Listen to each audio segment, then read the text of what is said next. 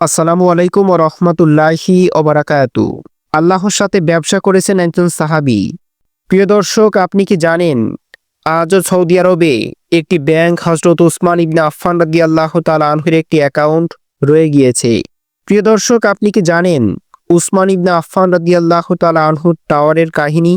বর্তমানে যেটি মসজিদ নববীর পাশে নির্মাণাধীন, সেখানে কি আজও উসমান বিন আফফান রাদিয়াল্লাহু তাআলা আনহু এর বংশধররা রয়ে গিয়েছে, যারা তার নামে এই টাওয়ারটি নির্মাণ করেছেন। মদিনা মনোয়ারার হিজরতের পর যখন দিন দিন মুসলিমদের সংখ্যা বাড়তে থাকলো, ততদিন পানির প্রয়োজন বাড়তে থাকলো।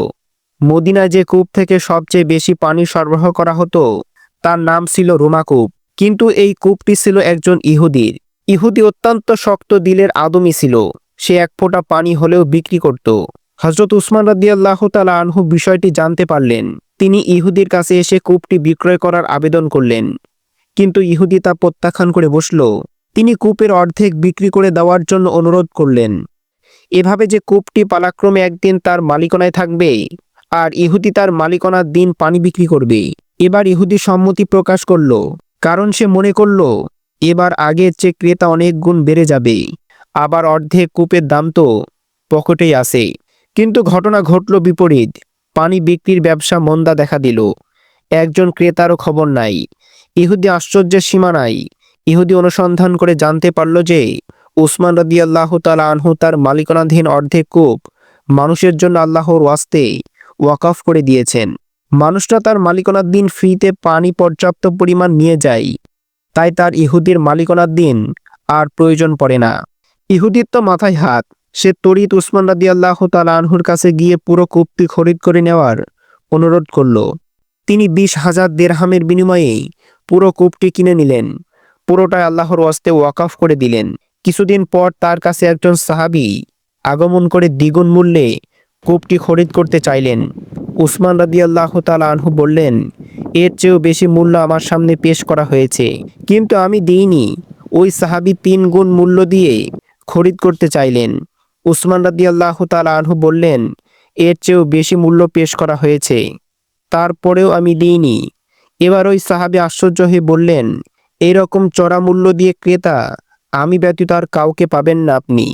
উসমান রাদিয়াল্লাহু তাআলা আনহু বললেন, ভালো কাজের প্রতিদান স্বরূপ আল্লাহ তাআলা আমাকে 10 গুণ দান করবেন। উসমান রাদিয়াল্লাহু তাআলা আনহু কূপটি ওয়াকফ করে দিলেন। কিছুদিনের মধ্যে কূপের আশেপাশের খেজুর গাছগুলো খুব দ্রুত বাড়তে লাগলো। কালের আবর্তে হয়ে গেল এক বিশাল খেজুর বীথিকা। এভাবে আসলো উসমানী খেলাফতের যুগ। উসমানী খেলাফত বাগানটিকে খুবই পরিচর্যা করলো। উসমানী খেলাফতের পতনের পর আসলো সৌদি সরকারের আমল। সৌদি সরকার বাগানটি আরও যত্ন নিল। এমনকি বাগানের খেজুর গাছের সংখ্যা গিয়ে দাঁড়ালো 1550টি। সৌদি সরকারের কৃষি মন্ত্রণালয় একটি প্রশংসনীয় অবস্থানে উত্তীর্ণ হলো।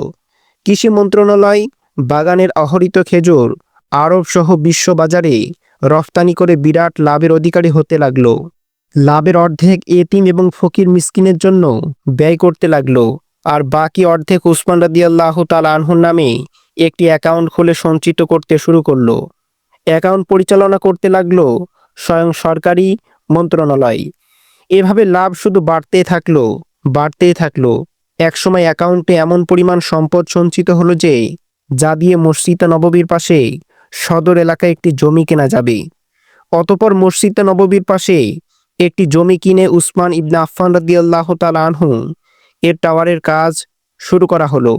ওই লাভ থেকেই বর্তমানে টাওয়ারের কাজ শেষ পর্যায়ে চলে এসেছে। অচিরে টাওয়ার কমিটিকে 5টি মেয়াদে ভাড়া দেওয়া হবে। বার্ষিক ভাড়া আসবে 50 মিলিয়ন সৌদি রিয়াল। অর্ধেক এতিম এবং ফকির মিসকিনদের অ্যাকাউন্টে, আর বাকি অর্ধেক উসমান রাদিয়াল্লাহু তাআলা আনহুর অ্যাকাউন্টে।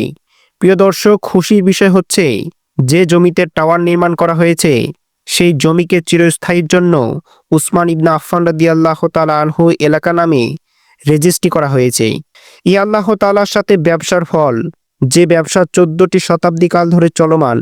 জানি না উসমান রাদিয়াল্লাহু তাআলা আনহুর আমলনামায় লিখিত পুণ্যের পরিমাণ কতটুকু।